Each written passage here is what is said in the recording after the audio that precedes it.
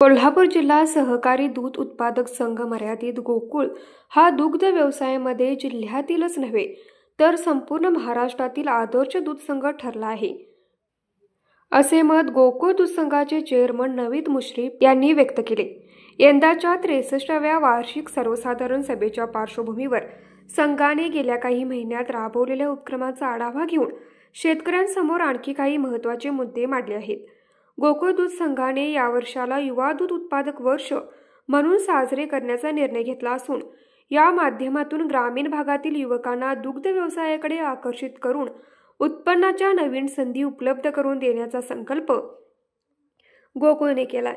20 lakh litre संकलनाचे उद्दिष्ट गाठणे, म्हैस दूध वाढीसाठी शेतकऱ्यांसाठी आणखी प्रोत्साहन योजना, फर्टिमिन प्लस अनुदान योजना, तसेच जातिवंत रेडी वासरू संगोपन योजना या योजनेसह गोकुळचे दूध व दुग्धजन्य पदार्थांच्या विक्रीत वाढ होण्यासाठी तसेच गोकुळचे दुग्धजन्य पदार्थ आंतरराष्ट्रीय बाजारपेठेमध्ये विक्री करण्यासाठी संघाचे वितरण यंत्रणा अधिक सक्षम करणे यावर भविष्यात लक्ष राहील असे त्यांनी स्पष्ट केले। गोकुळ दूध संघाच्या 63व्या वार्षिक सर्वसाधारण सभेत संस्था प्रतिनिधींनी मांडलेल्या प्रत्येक प्रश्न व सूचना ही संघासाठी अत्यंत महत्त्वाची आहे।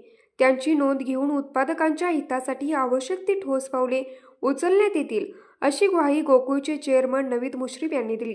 वार्षिक सभेत दूध उत्पादक सभासदांना प्रश्न विचारण्याचा व सूचना देण्याचा संपूर्ण अधिकार आहे।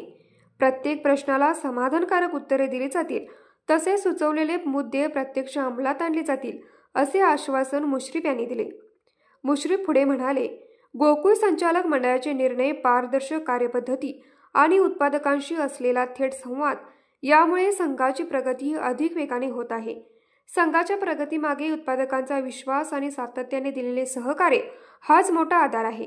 आज 9 सप्टेंबर रोजी श्री महालक्ष्मी पशुखाद्य कारखाना पंचतारांकित औद्योगिक वसाहत कागल येथे गोकुळची 63वी वार्षिक सर्वसाधारण सभा संपन्न झाली। या सभेत 2024-25 या आर्थिक वर्षाचा वार्षिक अहवाल, अंदाजपत्रक, विविध विकास कामे आणि उत्पादकांच्या हिताशी संबंधित नवे निर्णय जाहीर करण्यात आले।